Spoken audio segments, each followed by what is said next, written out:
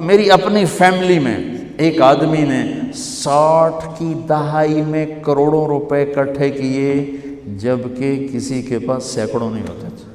پورے ویسٹ پاکستان کے ایک محکمے کے چیف تھے، پورے ویسٹ پاکستان کے ایک محکمے کے چیف تھے، کروڑوں اکٹھے کیے۔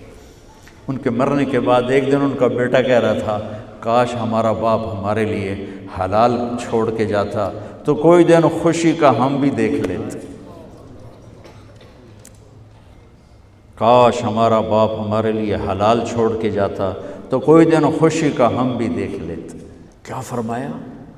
من امسا کالن بعمل یدہ امسا مغفورا لہ، جو صبح سے شام تک حلال کمانے میں تھکتا ہے اس کے اس دن کے سارے گناہ معاف ہو جاتے۔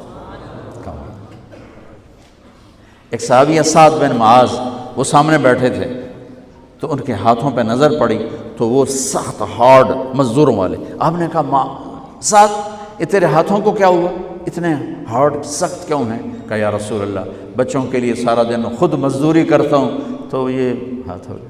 تو دیکھو مجھے سارے۔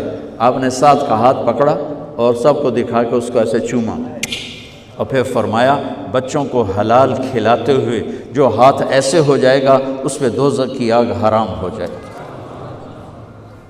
آپ دفتر جا رہے ہیں، حلال کما رہے ہیں، آپ جنت کما رہے ہیں۔ آپ بازار جا رہے ہیں، حلال کما رہے ہیں، آپ جنت کما رہے ہیں۔ آپ کھیت میں ہل چلا رہے ہیں، حلال کر رہے ہیں، آپ جنت کما رہے ہیں۔ اور یہ تھوڑا پیپر ہے، حلال تھوڑا ہوتا ہے، حرام زیادہ ہوتا ہے۔ یہ چھوٹا سا پیپر ہے اس میں، لیکن حلال میں برکت ہوتی ہے، حرام میں برکت نہیں ہوتی۔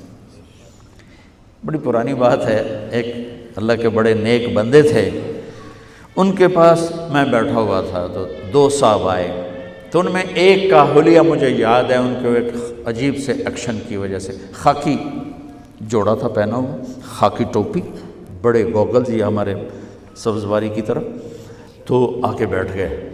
کہنے لگے، حضرت جی سنو، مجھے دیکھنا، حضرت جی دعا کرو اللہ رزق حلال دے تے بہتا سارا دے۔ یوں اچھل کے بولے، اللہ رزق حلال دے تے بہتا سارا دے، بہت زیادہ دے۔ انہوں نے بڑے پولے منہ سے کہا، حلال تا تھوڑا ہی لبو، حلال تا تھوڑا ہی لبو۔ مجھے یہ واقعہ نہیں بھولتا۔ انہوں نے کہا حلال تھوڑا ہے، حرام زیادہ ہے، لیکن جو برکت حلال میں ہے، اللہ کی قسم آپ قبروں میں بھی جاؤ گے تو ٹھنڈک محسوس کرو گے۔ تو میرے بھائیوں، یہ PIA والے یا جو جتنے آئے ہو، اس ایک حدیث پہ عمل کر لو، دیانتداری، سچائی، اچھے اخلاق، رزق حلال، تو ہمارا پاکستان یوں اوپر اٹھ جائے گا، ہم بھی اٹھ جائیں گے۔ صرف ایک PIA کی بات نہیں، ہر ادارہ زندہ ہو جائے گا۔ ابھی تو صرف PIA والے نہیں بیٹھے ہوئے، ہر طبقے کے لوگ بیٹھے ہوئے ہیں۔ میرے بھائیو دیکھو، میں ہاتھ جوڑتا ہوں، یہ جھولی پھیلاتا ہوں کہ اللہ کے واسطے سچ بولو، دھوکہ نہ دو، دیانتداری اور سچائی اور نبی والے اخلاق اور رزق حلال، یہ آپ کو کندن یعنی سونا بنا دے گا۔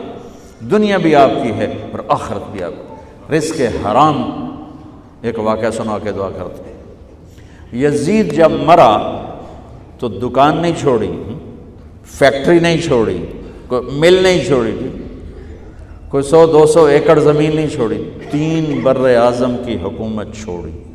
جوانی میں مر گیا، 42 سال کی عمر میں مر گیا۔ 3 بر اعظم کی حکومت اس طرح چھوڑ کے مرا کہ سب دشمن اس نے دبا دیے تھے، اور اس کا بیٹا 22 سال کی عمر میں تخت پہ بیٹھا، معاویہ بن یزید رحمت اللہ علیہ رضی اللہ عنہ۔ 3 بر اعظم، جوڑیا بازار کی دکان نہیں ہے، کوئی ٹیکسٹائل مل نہیں، 3 بر اعظم کی حکومت پر بیٹھا، 22 سال کی عمر، ایک دشمن نہیں چھوڑا باپ نے۔ 40 دن کے بعد سارے خاندان کو اکٹھا کر لیا، بنو امیہ، اور خطبہ دیا کہ لوگوں سنو، کان ابی جبارن، میرا باپ فرعون تھا، میرا باپ ظالم تھا، جبار، میرا باپ جبار ظالم تھا، اس نے تخت کے لیے آل رسول کا خون بہایا، اور جس تخت کے نیچے آل رسول کا خون ہو میں اس پہ لعنت بھیجتا ہوں۔ یہ ہے تمہاری حکومت، جس کو مرضی دے دو۔ 3 بر اعظم کی حکومت چھوڑ دی اور گھر میں گیا، اور جنازہ باہر نکلا، پھر خود نہیں نکلا۔ اس سے مراد ہے اتنی خلوت میں چلا گیا، اتنی تنہائی میں چلا گیا کہ بس اپنے مصلے کو سنبھالا اور اللہ اللہ کرتے اپنے رب سے جا کے مل گیا۔ باپ کیسے ملا ہوگا اور وہ کیسے جا کے ملا؟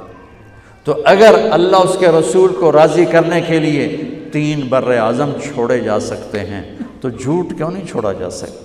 دھوکے کو کیوں نہیں چھوڑا سکتا؟ بچوں کو حلال کھلاؤ، اللہ کی قسم وہ کندن بنیں گے، وہ سونا بنیں گے، وہ گھنی چھاؤں بنیں گے۔ آپ قبروں میں مزے کریں گے، وہ دنیا میں مزے کریں گے۔ حرام اکٹھا کر کے ہم قبروں میں برباد ہوں گے، وہ دنیا میں برباد ہوں گے۔ تو بھائیو، اور کچھ نہیں تو یہ 4 باتوں کی نیت تو کر لو نا، کرتے ہو نا نیت اس کی؟